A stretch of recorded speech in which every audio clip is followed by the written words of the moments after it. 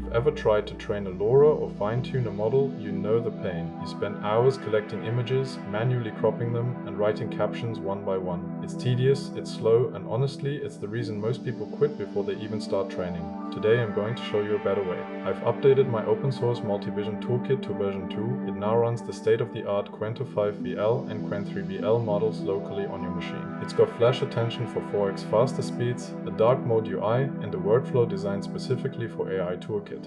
In this video, we're going to go from a raw folder of messy images to a perfectly curated, captioned, and formatted dataset ready for training in just a few minutes. First, let's talk curation.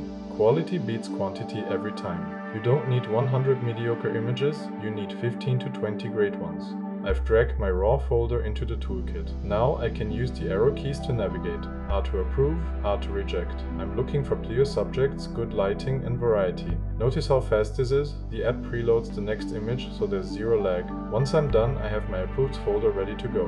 Now for the magic. Writing captions is the worst part, so we're going to let the AI do it. I'm selecting the Qwen3-VL instruct model here. I can choose a template, let's go with detailed. I can also add a trigger word if I'm training a specific character. Let's hit batch process. It's analyzing every image, detecting objects, reading text, and describing the style. It's not just a cat, it's a close-up of a fluffy tabby cat sitting on a wooden fence during golden hours. Process complete. Let's look at the files.